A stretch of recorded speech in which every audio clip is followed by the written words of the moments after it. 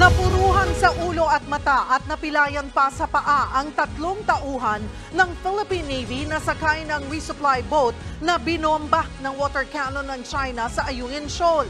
Sa lakas ng impact, wasak na wasak ang bangka. Nasa frontline ng balitang yan, si Gio Robles. Dalawang malalaking barko ng China Coast Guard ang nambomba ng water cannon sa resupply boat ng Pilipinas na Oneida May 4 o UM4. Merong nambobomba sa harap, nahahagip din ang gilid ng bangka at meron ding nambobomba sa likuran. May pagkakataon pang sabay binobomba ng tubig ang walang kalaban-labang bangka ng Pilipinas. 8 beses tinamaan ng water cannon ang UM4. Nangyari yan itong Sabado ng umaga sa gitna ng resupply mission patungong BRP Sierra Madre na nakasadsad sa Ayungin Shoal. Sa kabila niyan, pinilit makalusot ng resupply boat pero hindi ito umubra sa China Coast Guard vessels. Mula sa malayo, tanaw namin ang sunod-sunod na pagkuyog ng China sa ating resupply boat.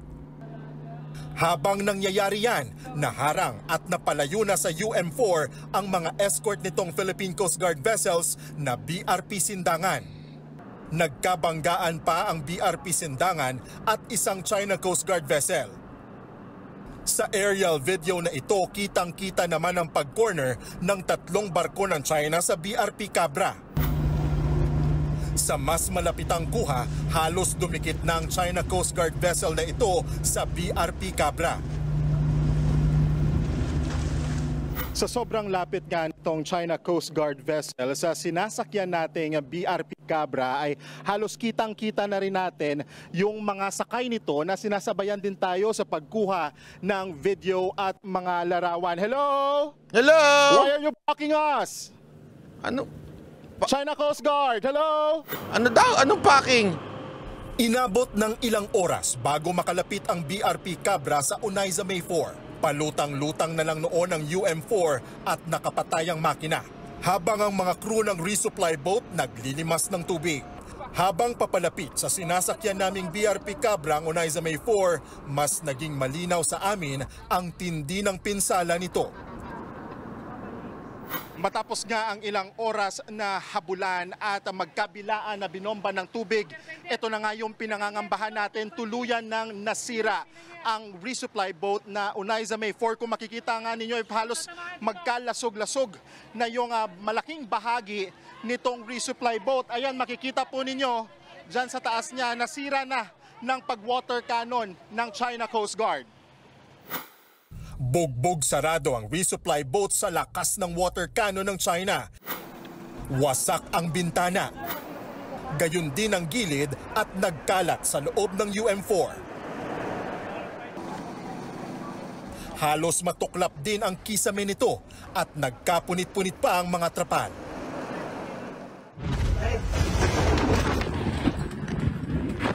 March 5 nang punteryahin din ng water cannon ng China ang UM4. 4 ang sugatan noong mabasag ang salamin ng bintana nito. Ngayon, idagdag sa mga sugatan ang 3 sakay ng UM4 nitong Sabado. Mga tauhan sila ng Philippine Navy. Isa-isang inilipat sa BRP Cabra mga sugatang tauhan ng Philippine Navy. Napuruhan sa kaliwang mata ang isa sa mga biktima. Nagkasugat-sugat din siya sa kamay at braso. Pangalawang beses niya nang naranasan ito dahil sakay rin siya ng UM4 noong March 5. Na kayang-kaya pa namin. Alam mo, totoo lang, ang hirap magkomento dito eh. Kasi alam mo naman yung mga Pilipino, mainit ang ulo pagdating sa China. Tapos pagka nagkomento ka, sasabihin na naman nila, yung alam mo yung pinaka-linyang, mahulit-ulit na linya nila. Makapili ka, makapili ka. Di ba? Alam mo, ako ganito lang, okay? Paulit-ulit tayo. Alam mo kung ano yung pinag-aawayan natin dyan? Ha? Hindi, ito lang. Alam nyo ba kung ano yung pinag-aawayan natin? Dyan sa issue na yan? Yung bulok na barko. Yun ang pinag-aawayan natin dyan. Yung barko na hindi na gumagalaw at hindi na mapapakinabangan, so nagre-resupply sila ng mga gamit doon para doon sa mga sundalo natin doon. Pinaglalaban natin yung lintik na barko na yan. Tama, mali? Sige. In expense of... Sige nga, pakisagot po sa akin. Ano ang mangyayari? Ano ho ba ang mangyayari kung binitawan na lang natin yung lintik na barko na yan? O di kaya naman, nakipag-usap na lang tayo na maayos? Mag-sit down na lang ng presidente natin at presidente nila? Or, gusto natin ipagpilitan yung ayaw nilang gawin natin? Tapos magresulta na lang sa ganito. Ako, sa totoo lang, naaawa ko doon sa mga naiipit na mga sundalo natin. Yung Navy particular. Sila naiipit dyan eh. Bakit? Sa tingin nyo ba gusto ng mga Navy natin na magkaganyan-ganyan sila? Malagay sa buhay, yung buhay nila, malagay sa alanganin, mamatay sila, yung pamilya nila, may mangyari sa kanila, for the sake of that barko? Hindi, ako tanong ko lang. Siguro kung tatanungin mo sila, kung kami lang, siyempre napag-utusan kami, kailangan namin gampanan ang aming trabaho. Pero kung sila din ang tatanungin nyo, as much as possible, ayaw niya ng gulo. Diba? Pero since gusto nyo ng ganyan, don't expect na maaayos to. Di ba ho? Ganun lang ho kasimple yan eh. Eto, simpleng tanong sa inyo mga kababayan. Simpleng tanong. Do you want to start a war just for the sake of that ship? Kung gusto ninyo, sige ilaban nyo. Magre-ready na ako.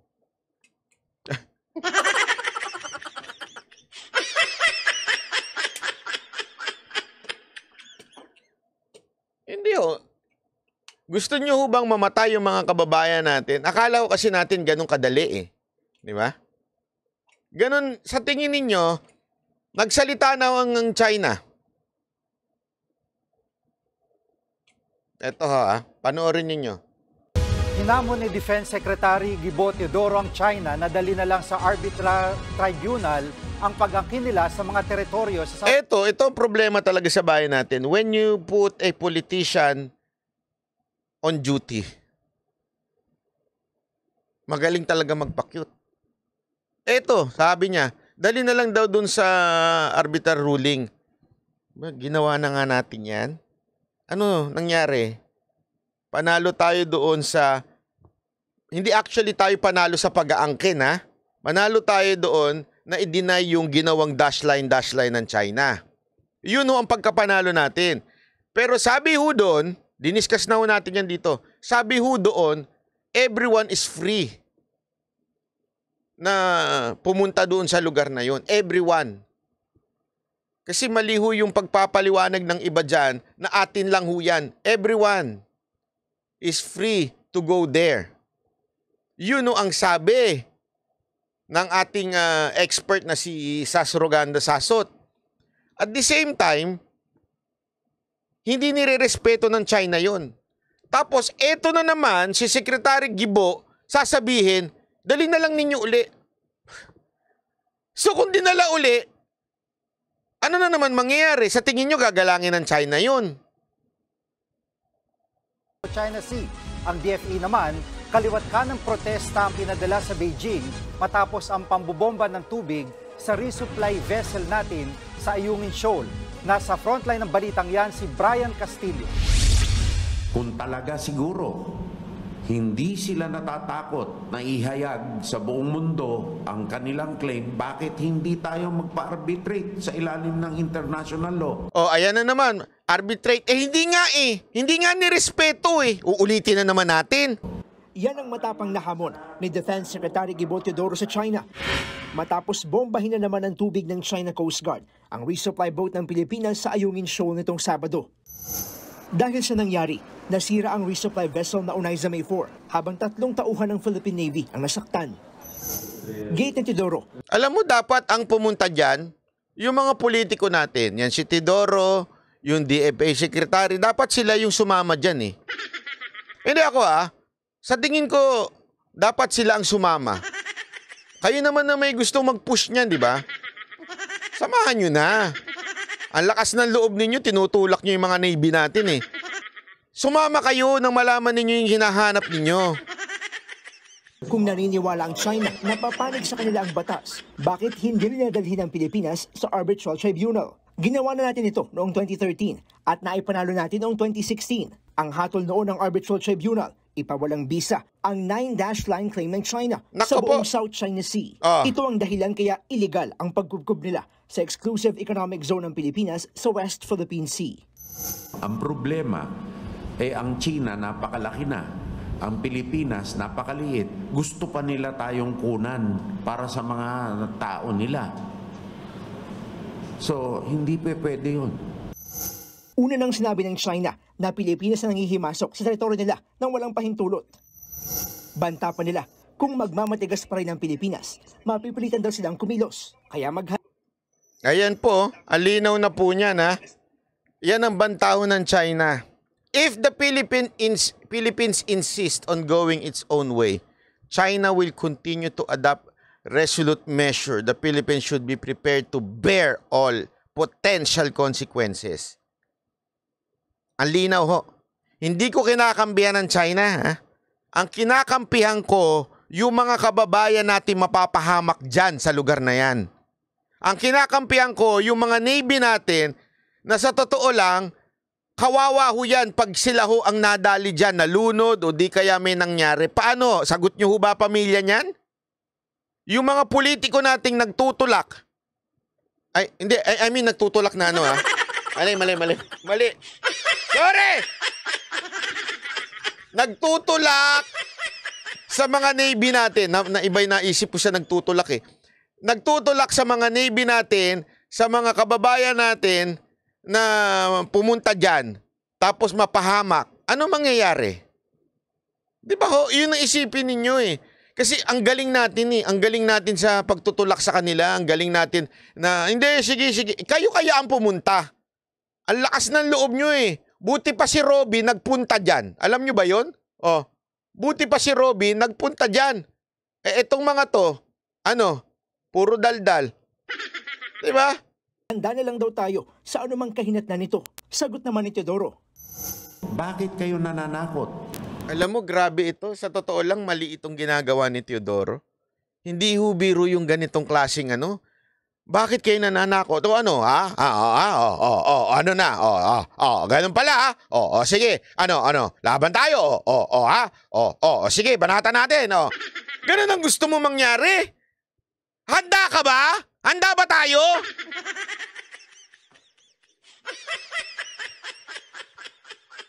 Again, ha? Hindi ko kinakampi ng China. Linawin ko, handa ba tayo makipagpatayan? Handa ho ba tayong lumaban? Ang daling magsalita eh, kasi nakaupo kayo dyan, police security kayo. May mga sarili kayong security. Paano yung mga kababayan natin na malapit dyan?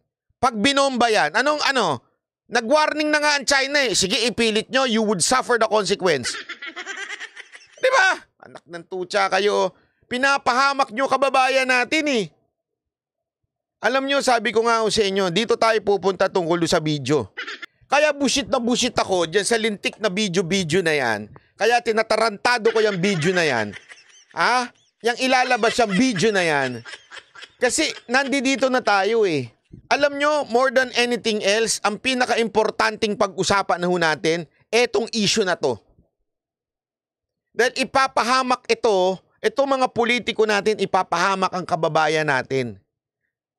Alam mo, sa tingin ninyo, nakita nyo na ba kung gaano kalaki ang China? Kung gaano kadami ang forces nila? Kung gaano kadami sa atin? Sa atin nga eh. Magpa-practice na lang ang mga pulis, mga sundalo, sila pa kailangan bumili ng bala nila. Tama, mali. Unless official ka, libre bala. Pero yung mga sundalo natin, nakakapag-practice ba ng putukan yan? Yung iba, doon na lang natututo yan eh. Hindi, wala akong biro Sa totoo lang tayo, kulang na kulang tayo dyan. Itanong nyo mga sundalo at mga pulis. Wag yung mga opisyal Itanong nyo sila. Kayo ho ba regular kayong pumuputok? Sa asawa nyo, oo. Pero sa kabit, oo, mas madalas. Pero yung mga baril nyo, di ba hirap na hirap nga tayo magputok? Bakit?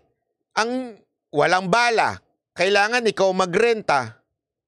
Oo, yung mga mga opisyal, napakarami niyan. Sagapa yan sa bala. Putok ng putok yan. Di ba ho? Ito lang ang sinasabi ko eh. Huwag naman ho natin sanang ipahamak. Tama na ipaglaban natin. Okay? Tama na labanan natin ng China. Pero ito nga eh. Ito yung, alam mo yung sa chess. Ano ka na eh. Alam mo na, yung next move, checkmate na. Di ba sa chess simple, alam mo yung checkmate, di ba? Pag nilagay ko to dyan, sure ako, check ako. Wala na, talo na ako. Bakit mo ilalagay pa? Tanga ka ba? Hindi ko sinasabi, sige bo Di ba, tungkol sa chess? Di ba, alam mo na nga, itong next move mo, checkmate ka na. Bakit mo pa gagawin yun? Hindi, ulitin natin yung games. Pasok ulit tayo sa arbitar. Inulit mo pa, hindi na nga sila sumusunod doon. Inulit mo pa. So, ulit na naman yung game. Checkmate ka na. Pag nilagay mo pag pinatong mo yan, touch move na yan. Alam mo yung touch move? Touch move mo na yan. Pag pinatong mo yan dyan, o pag hinawakan mo yan, touch move ka na. Tapos, gagawin mo pa rin. Wala ho ba tayo sa katamang kaisipan? Simpleng tanong eh.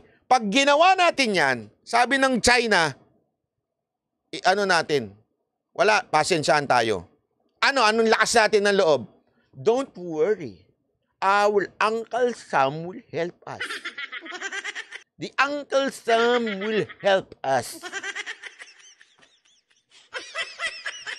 We will declare and run doon sa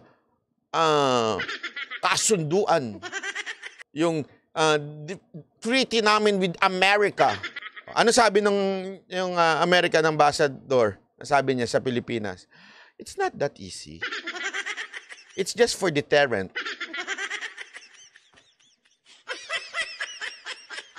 Hindi po ako nagsabi niya na ambassador po ng Amerika sa Pilipinas. Sinabi niya, hindi madali yan.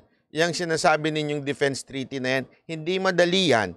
Nandyan lang yan, deterrent. Sa madaling salita, panakot lang yan. Pero darating yung pagka dumating yan at gusto nyo nang i-impose yan, kakausapin muna namin ng mga politiko namin sa Amerika. Pag-usapan namin kung okay. Pero as of now, hindi yung madali yan. Yang mutual defense treaty na yan. So sa madaling salita, nagkasabog-sabog na tayo bago pa maano yung mutual defense treaty na yan. Gusto nyo yun? Ready ba kayo? Tanong ko, yung mga malapit dyan sa lugar na yan, ready po ba kayo? Na makipagbarilan, makipagpatayan sa mga incheck?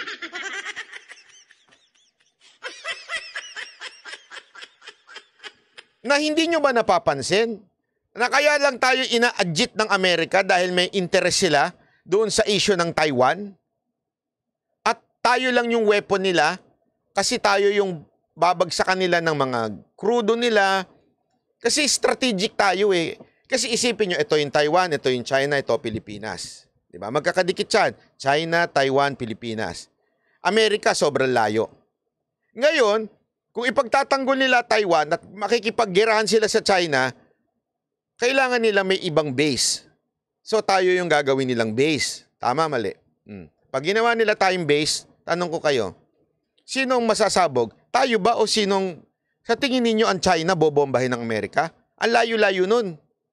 Mahihirapan yung mga nun. Ang layo nun. So, dito lang ang focus nila. Saan? Pilipinas. Tapos sino kawawa?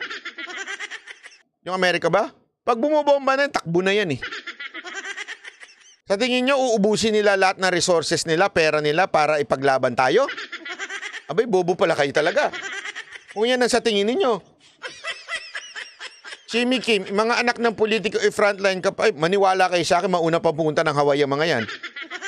Ibubusta ko sa inyo ito mga politiko natin madadaldal na to. Mauunang pumunta ng ibang bansa yan pagka nagkagirahan. Ipubusta ko sa inyo. Baka nasa Amerika na yan, bukas sa bukas din.